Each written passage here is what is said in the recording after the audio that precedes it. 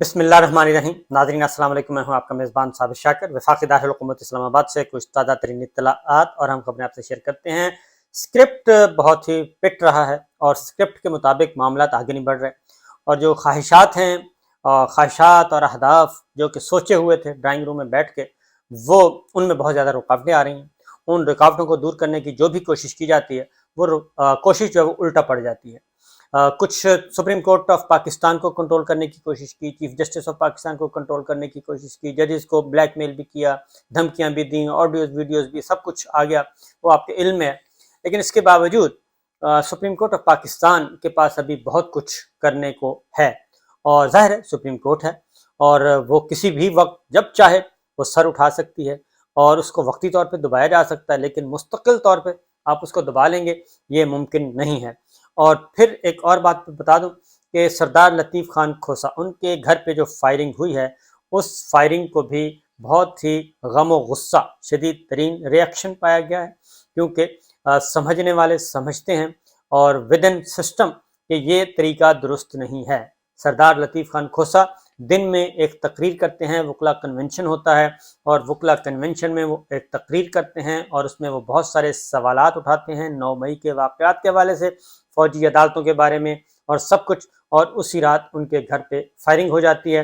تو یہ اس پہ کافی شدید غصہ، وکلا تنظیمیں جو کہ منتشر تھیں، وکلا تنظیمیں، وکلا قیادت، وہ دوبارہ سے یونائٹ ہو گئی ہے اور ان کے ساتھ اظہار یکجہتی، اور تمام وکلا تنظیمیں، تمام وکلا قیادت جو ہے وہ اب یک زبان ہو کے اس کی مذمت کر رہی ہے. چودھری اعتزاز احسن نے خاص طور پہ سردار لطیف خان کھوسا کے گھر کا وزٹ کیا اور پولیس بھی پہنچی، وہاں پہ خول بھی برآمد ہوئے، رائفل بھی استعمال، خودکار ہتھیار بھی استعمال ہوئے، پسٹل بھی استعمال ہوا، گولیوں کے خالی خول ملے، لیکن ابھی تک کسی کو گرفتار نہیں کیا جا سکا.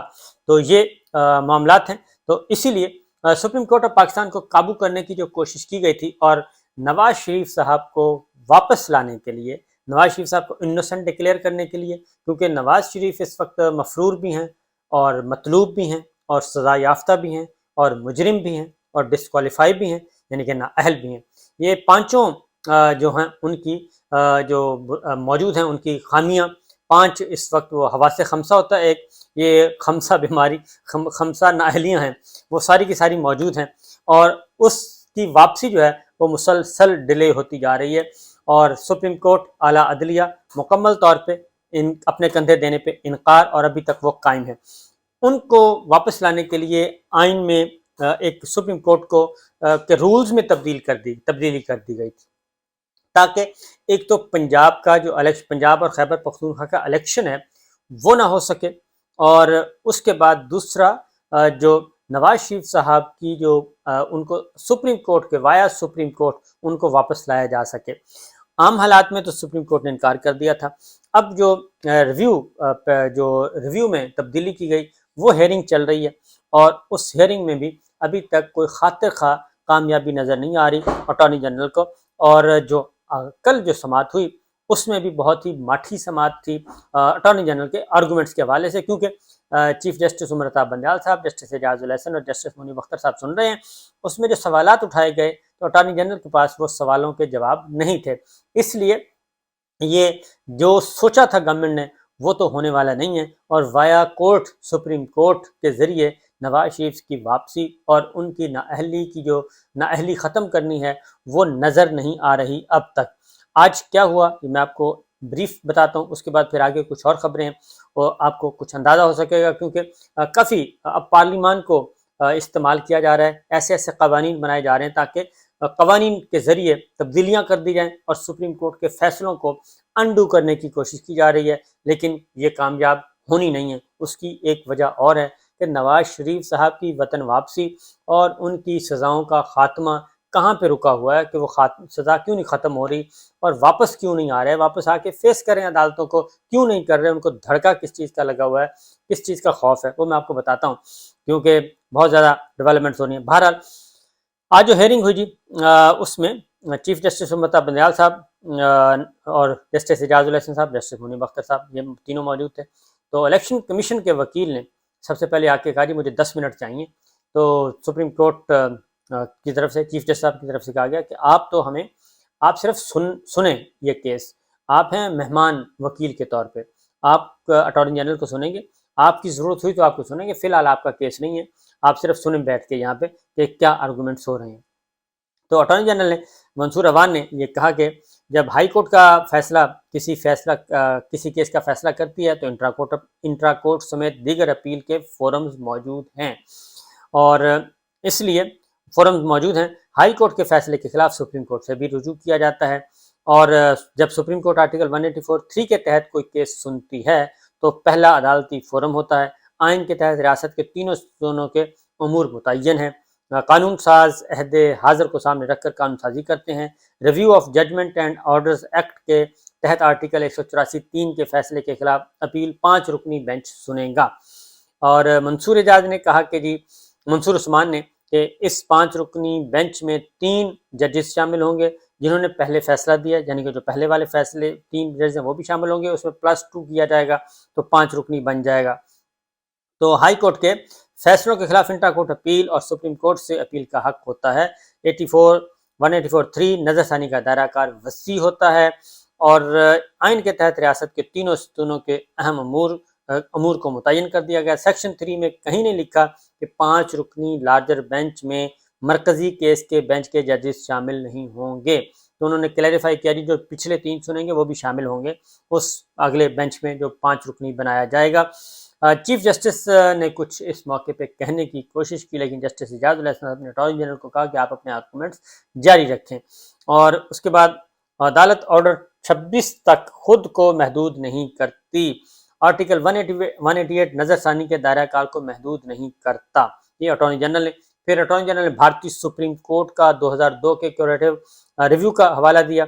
कहा कि इंसाफ की फरहमी के लिए भारतीय सुप्रीम कोर्ट ने दूसरी नजरसानी की इजाज़त दी।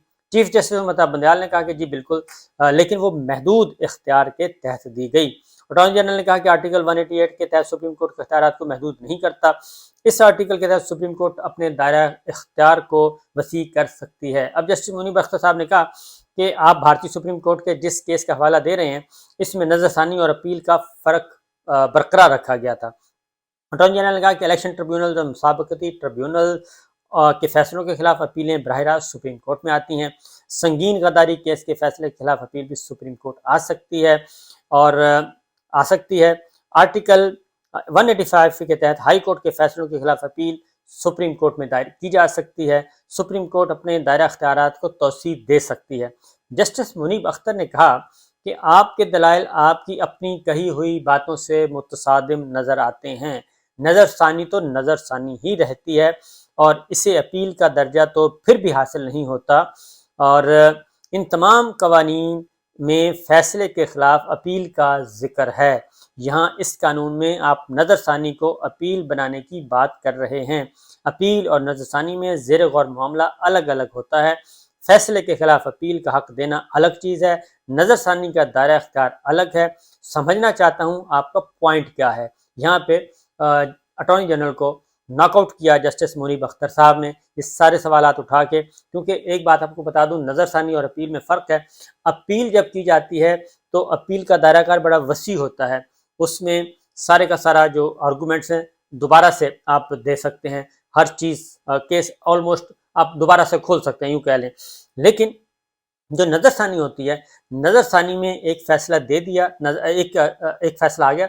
नज़रसानी जब फाइल की जाती है, नज़रसानी में सिर्फ उस फैसले के अंदर अगर कोई संगीन नौइयत की आइनी कानूनी कोई हुक्म रह गया है या उस फैसले में कुछ संगीन किस्म का तजाद है आपस में, तो आप उस पे सिर्फ उस एक नुक्ते पे करते हैं, बहस करते हैं। उसमें आप उस केस को खोल नहीं सकते, सारे के सारे केस को रीओपन नहीं कर सकते और एक नए सिरे से हेयरिंग नहीं स्टार्ट कर सकते। फॉर एग्जांपल जो नवाज शरीफ साहब को फॉर एग्जांपल डिस्क्वालीफाई किया हुआ और पनामा केस में उनको अकामा में जो डिस्क्वालीफाई किया था, उसमें ये नहीं हो सकता कि आप उस केस को दोबारा से रीओपन करें। नज़रसानी तो होगी तो आप बताएंगे कि जनाब को ये जो अकामा है वो फॉर एग्जांपल गलत था, ये चीज़ एक गलत तौर पे रिपोर्ट हो गई है सुप्रीम कोर्ट में। तो सिर्फ उस नुक्ते पे ये नहीं हो सकता कि सारी चीज़ें जो चीज़ें आ चुकी हैं, रिकॉर्ड पे आ चुकी हैं, विटनेस आ चुके हैं, रिकॉर्ड दस्तावेजात आ चुकी हैं, उसको आप रीओपन करने की कोशिश करें, ये नहीं होता। اس لیے اس پہ بحث ہو رہی ہے، کیونکہ اس کا مقصد ہی یہ ہے کہ چیف جسٹس کے اختیارات کو محدود کرنا، اور جو کیونکہ یہ ون پوائنٹ ایجنڈا ہے، جہانگیر ترین صاحب اور نواز شریف صاحب ان کی ڈسکوالیفیکیشن ختم کروانی ہے، ان کی جو سزا ہوئی ہے اس کو ختم کروانا ہے، بنیادی مقصد یہ ہے، اسی لیے یہ سارا کھیل کھیلا گیا تھا اور اس کو فوری طور پہ سپریم کورٹ نے روک دیا تھا۔ اس کے بعد پھر ایک قانون سازی پہ پھر ایک اور قانون سازی کی گئی، وہ بھی اس میں شامل ہے۔ چیف جسٹس سمرتا بندیال نے کہا کہ ہمارے سامنے ایک مکمل انصاف کا ٹیسٹ ہے اور بھارتی قانون میں بھی یہی ہے، اپیل میں کیس کو دوبارہ سنا جاتا ہے، ہمیں اس مسئلے کو حل کرنا چاہیے، ہم 184(3) کے خلاف کسی بھی ریمیڈی کو ویلکم کریں گے۔ وہ کہتے ہیں بالکل اپیل آپ اس کو جو بھی ایک ہونی ہے، ریویو ہونا ہے، اس کو تو ہم ویلکم کریں گے، لیکن وہ آئین اور قانون کے اندر رہتے ہوئے اور جو پہلے سے طے شدہ چیزیں اس کے اندر رہتے ہوئے ہونا چاہیے۔ اگر اسے احتیاط کے ساتھ کیا جائے، سوال یہ ہے کہ نظر ثانی کس بنیاد پر ہونی چاہیے۔ یہ بات ہو رہی ہے کہ نظر ثانی کس پہ، ورنہ تو یہ ہوگا کہ نظر ثانی میں پورے کا پورا کیس اڑا کے رکھ دیا جائے گا۔ اٹارنی جنرل نے کہا کہ نظر ثانی کے لیے بننے والے لارجر بینچ میں فیصلہ دینے والے جج بھی شامل ہو سکتے ہیں۔ چیف جسٹس نے اٹارنی جنرل سے استفسار کیا کہ آپ مزید کتنا وقت لیں گے۔ اٹارنی نے جواب دیا کہ اگلی سماعت میں دلائل مکمل کے لیے 45 منٹ لوں گا، لہٰذا کل جو آج کا دن ہے، آج دوبارہ سماعت ہے، پیر تک سماعت ملتوی کی گئی ہے، تو پیر کے دن یہ اٹارنی جنرل جو ہیں وہ اپنے دلائل مکمل کر لیں گے۔ تو یہ ریویو والے معاملے میں تو لگ رہا ہے کہ میاں صاحب کو کوئی ریلیف نہیں ملنے والا، اور جہانگیر ترین صاحب کا معاملہ بھی حل ہونے والا نہیں ہے، کیونکہ آلریڈی وہ ایک ریویو تو کر چکے ہیں، ایکسرسائز کر چکے ہیں، اور اس میں اپیل اور نظر ثانی جو ہے یہ دو مختلف چیزیں ہیں۔ اب دیکھنا ہے کہ آگے کیا ہوتا ہے۔ ویسے بھی اگر یہ کیس آ بھی جاتا ہے تو اس میں جسٹس اعجاز الحسن صاحب تو موجود ہوں گے، باقی 4 نئے ججز ہوں گے، اور وہ کب فائل ہوگی، کیسے فائل ہوگی، ابھی تک تو ایسا بھی نہیں ہے۔ تو بہرحال دوسری جانب اس کا پھر اب متبادل ایک طریقہ تلاش کیا جا رہا ہے، اور وہ متبادل طریقہ یہ ہے کہ سینٹ میں ایک بل پیش کیا گیا ہے، ترمیم کا بل پیش کیا گیا، اور وہ سینٹ میں پیش کیا گیا۔ سینٹ میں آج کل 2 واقعات ہوئے ہیں جی۔ ایک منظور کیا گیا ہے بل، قانون منظور کیا گیا کہ جو اختیار ہے الیکشن کی تاریخ دینے کا اختیار، وہ صدر مملکت سے لے کے الیکشن کمیشن آف پاکستان کو دے دیا گیا ہے۔ اب صدر مملکت الیکشن کی تاریخ نہیں دیں گے، اور وہ دے گا الیکشن کمیشن آف پاکستان، اور اس میں رد و بدل کا اختیار بھی ان کو دے دیا گیا ہے۔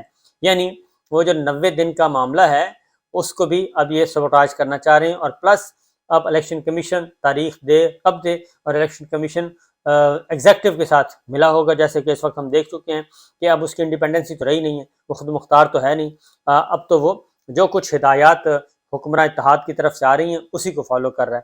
بہرحال اس میں مزید یہ کہ الیکشن کی تاریخ اب صدر مملکت نہیں بلکہ ECP الیکشن کمیشن کے اختیار میں دے دی گئی۔ دوسرا ایک اور بل پیش کیا گیا ہے، اور وہ بل پاکستان مسلم لیگ نواز اور آزاد سینیٹرز نے کے گروپ نے پیش کیا ہے، اور وہ نون لیگ کے ہی ہیں زیادہ تر، اور کیونکہ آپ کو یاد ہوگا کہ شیر کے نشان پہ الیکشن ہی لڑا گیا تھا، تو ان سینیٹرز نے پیش کیا ہے، اور یہ اس کا بنیادی مقصد یہ ہے کہ جو نااہلی ہے 62 آرٹیکل 62 1F کے تحت جس میں سزائیں سنائی گئی ہیں، جس میں لائف ٹائم سزا ہے کہ ڈسکوالیفائی، سپریم کورٹ نے قرار دیا ہے کہ آئین میں چونکہ نہیں لکھا کہ کتنی تھی، تو جہاں نہیں لکھا تو اس کا مطلب ہے، تو سپریم کورٹ نے قرار دیا ہوا ہے کہ یہ لائف ٹائم ڈسکوالیفیکیشن ہے، یعنی نواز شریف صاحب اور جہانگیر ترین صاحب۔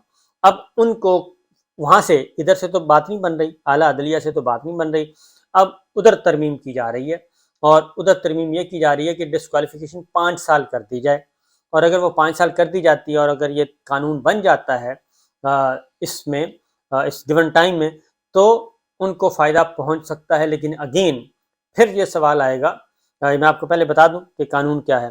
یہ آئین کے آرٹیکل 62 کی شق 1 کے پیراگراف F 1F جس کو کہتے ہیں، اور اس عام میں 62 1F، انہوں نے کہا جی کہ اس میں شخص کی نااہلی یا پارلیمنٹ یا صوبائی اسمبلی کے رکن کی حیثیت سے برقرار رہنے کی مدت 5 سال سے زیادہ نہیں ہوگی۔ اس طرح یہ قانون بنے گا اور لائف ٹائم ڈسکوالیفیکیشن ختم ہو جائے گی، اور نااہلی اور اہلیت کا طریقہ کار اور مدت وہی ہونا چاہیے جیسا کہ آئین کے آرٹیکل 63 اور 64 کے متعلقہ دفعات میں خاص طور پر درج کیا جائے۔ لیکن اس کی مخالفت کی ہے جماعت اسلامی نے اور پاکستان تحریک انصاف نے۔ یہ بل پیش ہو گیا، اب اس کی منظوری کا پروسیس ہے، منظور ہوگا اور پھر آگے چیزیں بڑھیں گی، یعنی نواز شریف صاحب کو کسی نہ کسی طریقے سے جہانگیر ترین صاحب کو، کیونکہ نئی جماعت تو بنا دی ہے اور نئی جماعت کے جہانگیر ترین صاحب کو تو کچھ نہیں ملا. جو علیم خان صاحب صدر ہیں، جہانگیر ترین صاحب صرف آرگنائز کر رہے ہیں اور ان کو لک آفٹر کر رہے ہیں، اس کے علاوہ کچھ نہیں. بہرحال یہ دو امپورٹنٹ تھیں، تو دیکھتے ہیں کہ کیا ہوتا ہے جی. ابھی اور بھی چیزیں کچھ ہیں وہ انشاءاللہ نیکسٹ ولاگ میں بتاؤں گا. اجازت دیجیے، اللہ حافظ.